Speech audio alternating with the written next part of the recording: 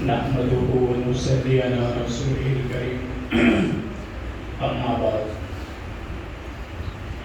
سب سے پہلے میرے محترم بزرگوں، اکثر تو یہاں ہمارے محلے کی ہی ہیں. گزشتہ رات جو مرحوم محبوب بھائی کا وصال ہوا، ان کے لڑکوں نے ادھر قبرستان کے اندر بھی مجھ سے اعلان کروایا تھا. کبھی بھی مسجد کے اندر آتے ہوئے ان کے اہل خانہ کی طرف سے ایک خاص بات کی طرف توجہ دلائی گئی کہ ان کے حیاتی کے اندر جو کوئی لین دین کا معاملہ ہو، باقی رہ گیا ہو، تو ان کے اہل خانہ سے رابطہ کریں اور معاملات کو کلیئر کریں.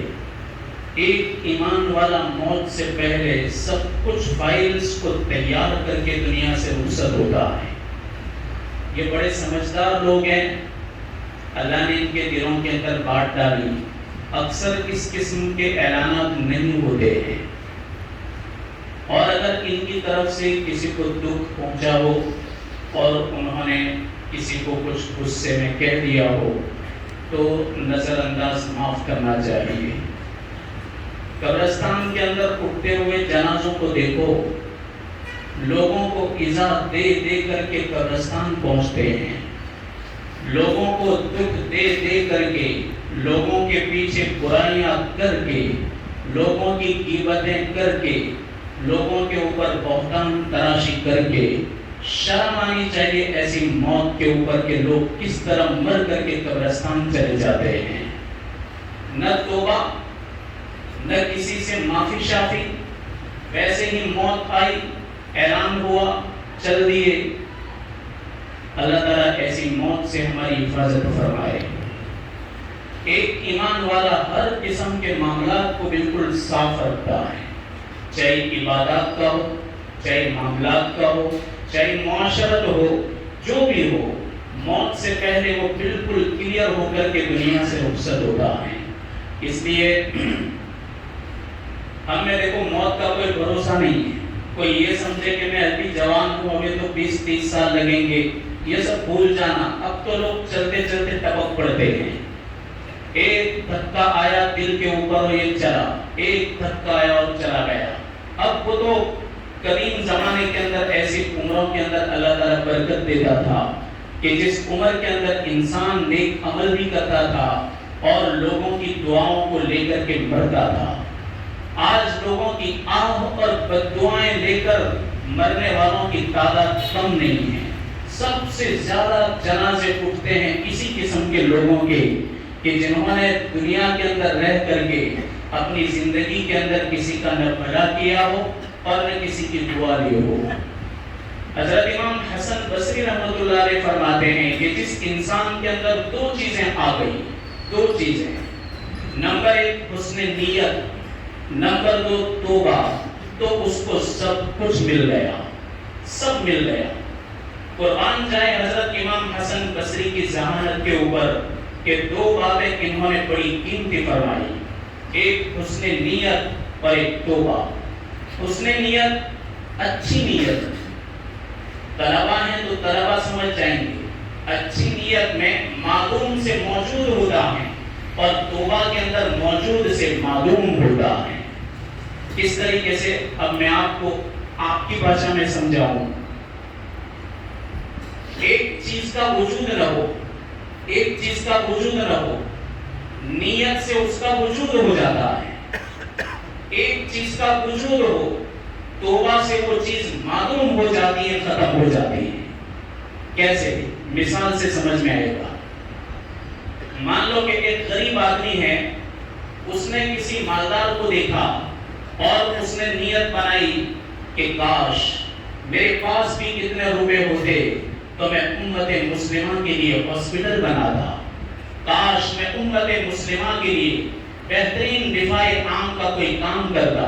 دیکھو نیت، بنایا کچھ نہیں، بنایا کچھ نہیں، لیکن لیکن پھر بھی حسن نیت سے اللہ کہتا ہے چل تو نے بنا ہی دیا. یہ عدم سے وجود، حسن نیت سے ایک چیز نہیں ہوتی، اس کا وجود ہوتا ہے. اور توبہ میں اس کا الٹا ہوتا ہے. آدمی ہر قسم کے گناہ کر کے گناہ کبیرہ اور اپنے نامہ اعمال کو کھچا کھچ بھر دیتا ہے، اور بھرنے کے بعد اپنے پورے نامہ اعمال کو گندا کر دیتا ہے. لیکن توبہ کرتا ہے تو یہ اعمال موجود ہیں، توبہ کی وجہ سے اللہ ان کو معلوم کر دیتا ہے، ختم کر دیتا ہے. تو اچھی نیت سے چیز نہیں ہوتی، وجود میں آتی ہیں، اور توبہ کے اندر موجود چیزیں ہوتی ہیں، موجود گناہ ہوتے ہیں. اللہ تبارک و تعالی توبہ کے صدقے میں اس کو ختم کر دیتا ہے. اس لیے موت کا کوئی بھروسہ نہیں ہوگا. لوگ کہتے ہیں قیامت کی سب سے بڑی نشانی یہ ہے. جتنی بڑی نشانیاں بتائی ان میں ایک نشانی یہ بھی کثرت الاموات، موتیں کثرت سے ہوں گی. کبھی دیکھتے ہیں 6-6 7-7 جنازے اٹھتے ہیں ایک ہی دن کے اندر، اور لوگ پھر کہتے ہیں کہ رات کو تو ہمارے ساتھ تھا، رات کو تو ہم بیٹھے ہوئے تھے، رات کو تو فلاں کے ساتھ اس نے مذاق کیا. یہی تو زندگی کی حقیقت ہے کہ آدمی ایک وقت کے اندر کچھ کرتا ہوتا ہے، دوسرے وقت کے اندر وہ اللہ کو پیار ہو جاتا ہے. اس لیے ایک تو اپنے معاملات کو کلیئر رکھنا چاہیے. اللہ کے حبیب جب کبھی قبرستان جاتے تھے، آپ سب سے پہلے پوچھتے کہ اس میت کے اوپر کسی کا قرضہ ہے. اگر صحابہ میں سے کوئی کہتا کہ ہیں تو آپ کیا فرماتے؟ صلوا علی صاحبکم، تم لوگ اپنے ساتھی کی جنازے کی نماز پڑھ لو. ہمارے نبی چلے جاتے تھے، آپ جنازے کی نماز نہیں پڑھتے تھے. آپ سب سے پہلے پوچھا کرتے تھے. اور اگر کہا جاتا کہ یا رسول اللہ اس کے اوپر کسی کا کوئی قرض نہیں، کوئی لین دین نہیں، تو ہمارا نبی پھر نماز پڑھاتا تھا، اور ہمارے نبی اس کی جنازے کی نماز پڑھاتے تھے. اتنا بڑا مسئلہ ہے حقوق کا اور لین دین کا. تو یہ بہت اچھی بات ہے. مجھے بہت خوشی ہوئی، اتنے سالوں میں ان لڑکوں کو میں نے دیکھا، کئی جنازوں کی نماز پڑھانے کا موقع ملا، لیکن یہ پہلے بچے ایسے ملے کہ جنہوں نے وہاں پر بھی اعلان کروایا، یہاں پر بھی کروایا کہ میرے باپ کا 1 روپیہ بھی قرض کا کسی کے ذمہ نہ رہ جائے اور میرا باپ گرفتار نہ ہو جائے. باقی تو سب کم مرے اور آوے اور کھاوے، اس کے علاوہ کچھ نہیں ہوتا. خالی وہ لینے ہی کے در پہ ہوتے ہیں، کھانے ہی کے در پہ ہوتے ہیں، اس سے زیادہ ان کی کوئی محبت نہیں ہوتی. اور بہت اچھی بات ہے، اپنے معاملات کو کلیئر بھی رکھنا، پچھلے والوں پر ذرہ بھروسہ مت کرنا، ورنہ تمہاری قبروں کے اوپر آ کر کے سورہ اخلاص بھی نہیں پڑھیں گے. دیکھو ویران قبروں کو دیکھو. کبھی عید کے دن جاتے ہیں، جمعہ کے دن جاتے ہیں تو ویران قبروں کو دیکھتے ہیں. ان قبروں کے اوپر کسی کے قدم ٹکتے نہیں، ان قبروں کے اوپر کوئی سورہ فاتحہ پڑھنے والا ملتا نہیں. ایسی ویران قبریں ہوتی ہیں. کبھی تو رحم آتا ہے کہ لاؤں نے اپنے خود کھڑے ہو کر کے ان کے اوپر 3 بار سورہ اخلاص پڑھ لے، اور ان کی اصالہ ثواب کے لیے اپنے بھی کچھ پڑھ لے. کبھی اپنوں کو رحم آتا ہے ایسی ویران قبروں کو دیکھ کر کے. اللہ تبارک و تعالی مرحوم کی مغفرت فرمائے اور ان کے اہل خانہ کو صبر جمیل عطا فرمائے، اور اللہ تبارک و تعالی ان کا مکافات اور نعم البدل ان کو عطا فرمائے. بہرحال میرے بھائیو، یہی جو باتیں میں نے آپ کو بیان کی حضرت امام حسن بصری کی، حسن نیت اور توبہ، یہی 2 باتیں وہ ہیں کہ جس کے صدقے میں اللہ تعالیٰ ایمان والے کو جنت نصیب کر رہا ہے. آپ کو میں ایک بات بتاؤں حسن نیت کی. حضرت جنید بغدادی رحمۃ اللہ علیہ کتنا بڑا ولی کامل آدمی ہے.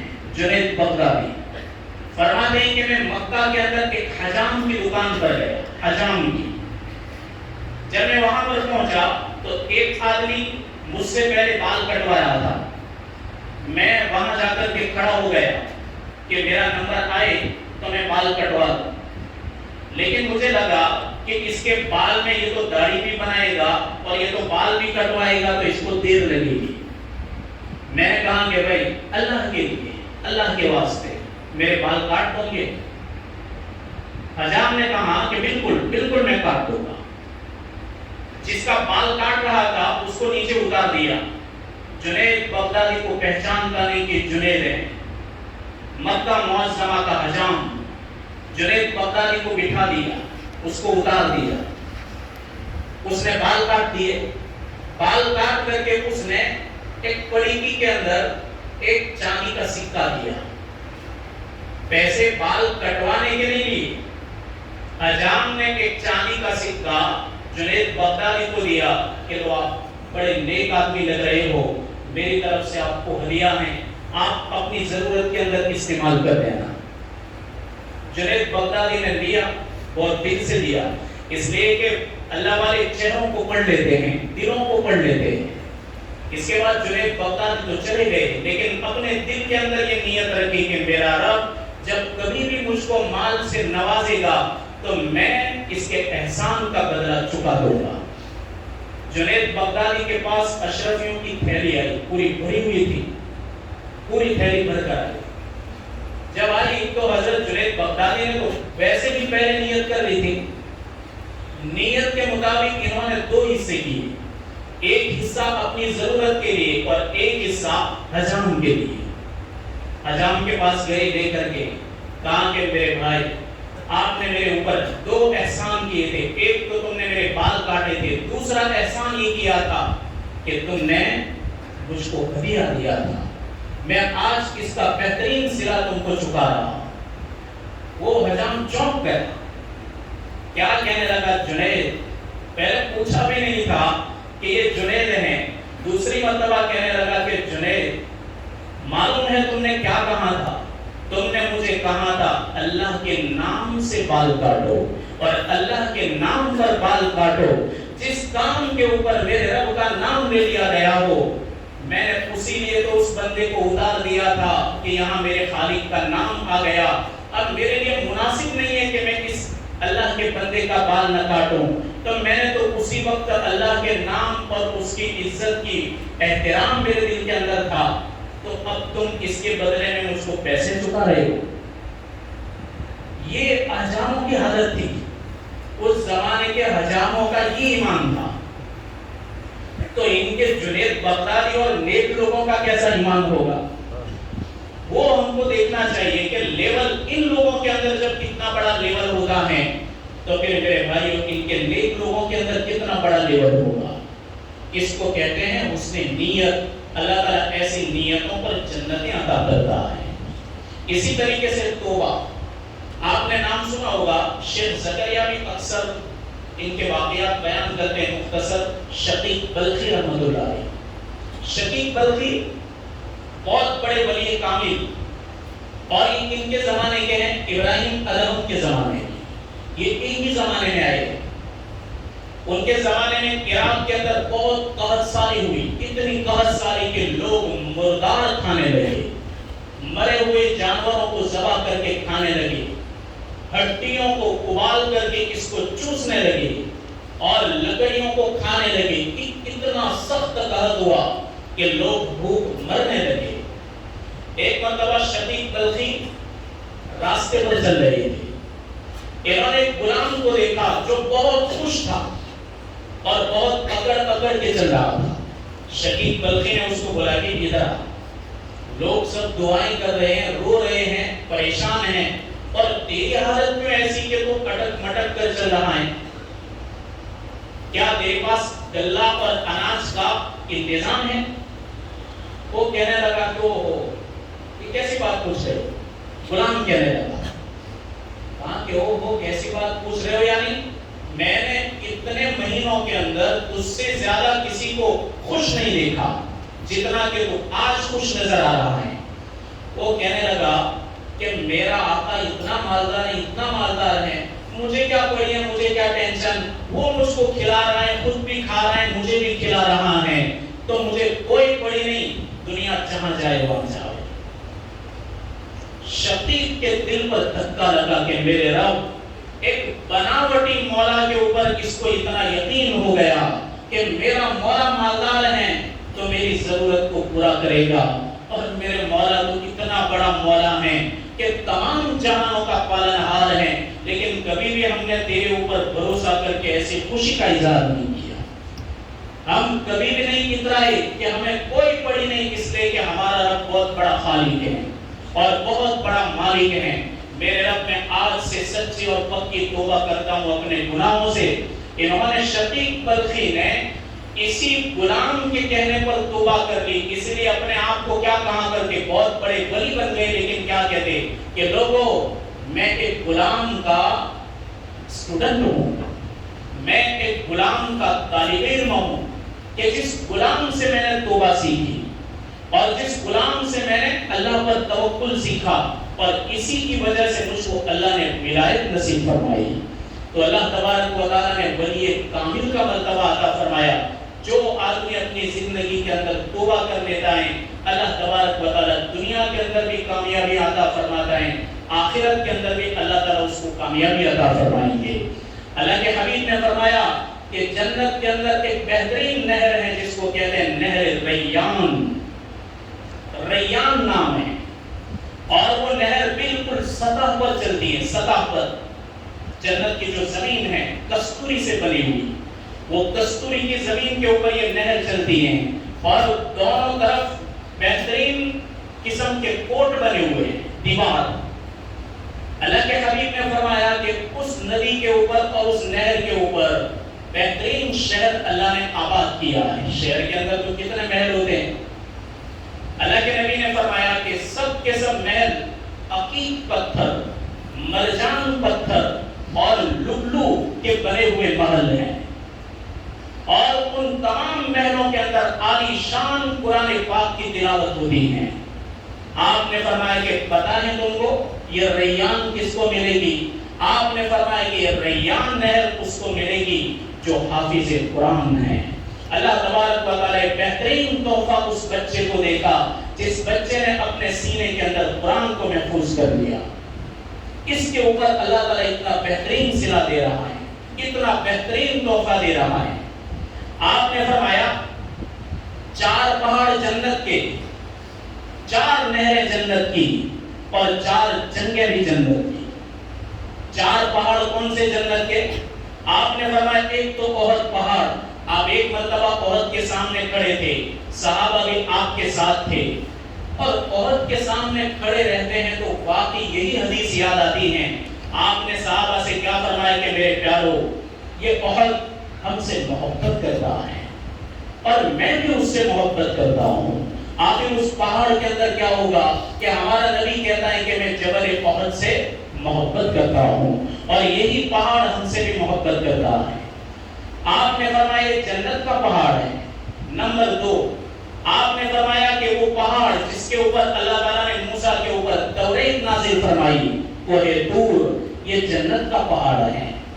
آپ نے فرمایا جبل لبنان، لبنان ایک بہت بڑا ملک نہیں، لگ بھگ یوں سمجھو کہ کویت جتنا ملک ہے لبنان، لبنان کے اندر ایک پہاڑ اس کا تذکرہ کیا، یہ بھی جنتی پہاڑ۔ آپ نے فرمایا کہ جس پہاڑ کے اوپر نوح علیہ السلام کی کشتی ٹھہری، وہ پہاڑ بھی جنتی۔ 4 جنتی پہاڑ، 4 دریا جنت سے نکلتے ہیں۔ کون سے؟ ایک تو نیل دریا جس کو دریائے نیل کہتے ہیں، ایک دریائے فرات، ایک دریائے سیحون اور ایک دریائے جیحون۔ 4 ندیاں جنت سے نکلتی۔ نیل ندی کہاں؟ مصر میں، اور فرات عراق میں، سیحون بھارت کے اندر۔ دیکھو ہمارے نبی کے نظر بھارت کے اوپر کتنی ہے۔ آپ نے صحابہ سے فرمایا تھا کہ لوگوں مشرق کی طرف سے مجھے ایمان کی خوشبو آ رہی ہے۔ مشرق کے اندر سب سے بڑا اگر کوئی ملک ہے تو یہی بھارت ملک ہے۔ آپ نے دور صحابہ میں فرمایا تھا کہ اس ملک سے مجھ کو ایمان کی ہوائیں آ رہی ہیں۔ اس دور کے اندر آپ نے فرمایا سیحون دریا، کیا فرمایا؟ نہر الہند، نہر الہند کے الفاظ، ہندوستان کی ایک نہر جس کو سیحون کہتے ہیں، یہ جنتی نہر ہے۔ اور آپ نے فرمایا کہ ایک نہر جو ترکی کے اندر ہے، ترکستان کے اندر، جیحون، یہ نہر بھی جنتی ہے۔ آپ نے فرمایا 4 جنگیں جنتی۔ جنگ بھی تو کوئی جنت ہوتی ہے، لیکن آپ نے فرمایا 4 جنگیں جنتی۔ ایک جنگ بدر، یہ جنت کی جنگ، जंग ओहद जन्नत की जंग, जंग खंदक ये भी जन्नत की जंग। आपने फरमाया कि जंग खैबर ये भी जन्नत की जंग। 4 जंगें जन्नत हैं। सुभान अल्लाह। जन्नत में भी कई तो जन्नत के अंदर भी कई जंगें हुआ करती हैं, यानी किसी जंगों के सदके में अल्लाह ताला ने इनको जन्नत का मुस्तहिक बनाया है।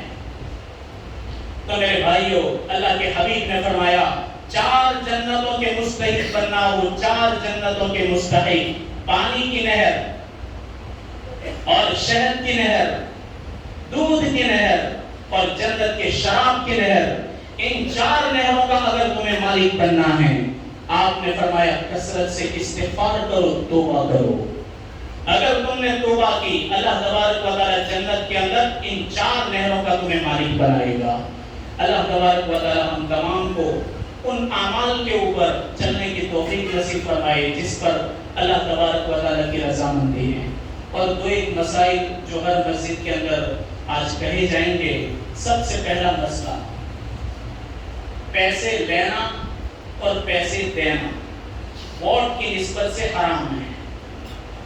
मसला नंबर 1, वोट लेने के लिए पैसे देना और पैसे लेना ये दोनों हराम। जिस तरीके से सूद और ब्याज हराम है, जिस तरीके से चोरी का माल हराम है, इसी तरीके से वोट के नाम के ऊपर पैसे देना भी हराम और लेना भी हराम। अब सोच लें कि कौन ले रहा है कौन दे रहा है, तो यह हराम है। नंबर 2, आपको पता है किसी के घर में कोई बीमार होता है, किसी के यहाँ कहीं मय्यत होता है, और ये रैलियां लेकर के जो हुजूम होता है और ये शोर और ड्रामा होता है, शर्म आनी चाहिए। कोई भारत फतह हो रहा है, ये भारत की जंग है।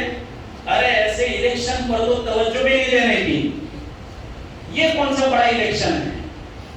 ऐसे इलेक्शनों पर जरा तवज्जो नहीं देने की, तो आते और जाते हैं, आते और जाते हैं। वो क्या करतब दिखाते हो तो हम सब जानते हैं। लिहाजा इस किस्म की रैलियों से परहेज किया जाए। इस तरीके से निकल करके पूरे महल्ले को और बस्ती वालों को गोया कि बांध में ले लेते हो, ऐसा करने की कोई जरूरत नहीं है। जिसको जहां देना हो वो देने वाला है और देगा, इसलिए इस किस्म का कोहराम न मचाए, इससे बहुत ज्यादा परहेज करें। छोटे छोटे बच्चे होते हैं, फिर बेचारे बीमार होते हैं, कहीं ये मौत मय्यत का मामला होता है, अब इनको तो कुछ पता ही नहीं होता, वो अपनी मस्ती में चले जाते हैं। इससे इस्लाम ने मना किया है। हाँ, अगर बेहतर अंदाज से हो तो अलग बात है कि 2-3 आदमी निकले और अपना प्रचार करे तो अलग बात है, लेकिन ये रैलियों की शक्ल न बनाए और कोहराम न मचाए। इसी तरीके से इलेक्शन के दिन भी बूथों के ऊपर जो हुजूम होता है, मस्तूरात का, माँ बहनों का, मर्दों का, औरतों का, लड़कों का, इससे भी बहुत परहेज करें, एहतियात करें। इसलिए कि इसमें बहुत सारी ऐसे गुनाह हो जाते हैं और ऐसी बेहयाई हो जाती है कि जिससे अल्लाह तबारक व तआला की नाराजगी होती है। इससे हम परहेज करें। वैसे तो हम तौबा नहीं कर पाते, तो कम से कम ऐसे गुनाह कबीरा से अपने खुद भी बचे और अपनी मस्तूरात, अपनी माँ बहनों को भी बचाए। और जिस किस्म का आदमी जिसको जो समझ में आए अपने हिसाब से वोट दे, जो अपने लिए बेहतर समझे उस आदमी को वोट देना चाहिए। इसमें आपस के अंदर कदूरत, आपस के अंदर अदावत और बुग़्ज़ नहीं रखना चाहिए। जितने भी बैठने वाले हैं सब हमारे ही हैं, हमारे ही हैं, हमारे ही लड़के हैं। इतना है कि जीत जावे तो उनसे काम लेते आना चाहिए। हम इस किस्म का काम ले, देखो एक तो आप ये समझो कि सब कुछ जिम्मेदारी नगर पालिका की है, तो ये भूल जाना। विकास उसी वक्त हो सकता है जब तक हमारा सपोर्ट होगा। हमारा सपोर्ट नहीं होगा, देखो ना कितनी जगह पर कचरा डाल दिया जाता है, अब वहां अंबार लगा देते हैं। अरे अपनी भी तो जिम्मेदारी आती, हम भी तो कचरे की जगह कचरा डालें। जहां रोड रास्ते बनते हैं, अब रास्ता बन रहा है, कोई सपोर्ट ही नहीं कर रहा। अब बेचारे रास्ता बनाना चाह रहे हैं, लेकिन वो कहता है कि मैं बकरी ना हटाऊं, मैं अपना रिक्शा ना हटाऊं, मैं लारी ना हटाऊं, तो खाक रास्ते बनेंगे, ऐसे के रास्ते बनने वाले। तो हमारे लिए बहुत जरूरी है कि हम पहले सपोर्ट करें इनका, सब मिलकर दोनों तरफ से काम होने चाहिए। बाकी कितने काम पीछे ऐसे अटके हुए हैं कि जो हमारे सपोर्ट न करने की वजह से वो काम मुकम्मल नहीं हो रहे हैं। इसलिए देखो दूसरी सोसाइटियों में हम जाते हैं तो रहने का सलीका होता है, तरीका होता है। रोड रास्ता तो रास्ते के ऊपर कोई दबाव नहीं होता, आम रास्ता जितना होता है रास्ता पूरा हुआ होता है।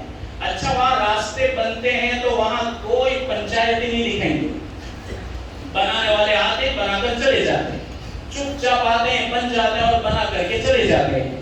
तो हम कम से कम इतना तो सपोर्ट करें कि भाई बन रहा है तो फिर जो उसमें नड़तर हो तो हम इसके पास आ जाएं, ये हमारी जिम्मेदारी है। तो हम सब मिल करके अगर ये काम करेंगे तो इंशाअल्लाह हमारा भी फायदा होगा, पूरी समाज का फायदा होगा और हर एक की जरूरतें पूरी होगी।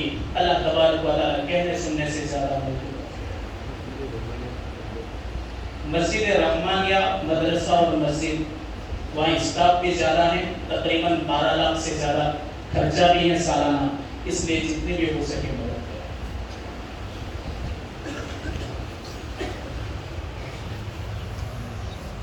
या रब्बी लकल हम्दु हम्दन दाइमन आजरवन व या रब्बी लकल हम्दु हम्दन खालिदन आबुद। अल्लाहुम्मा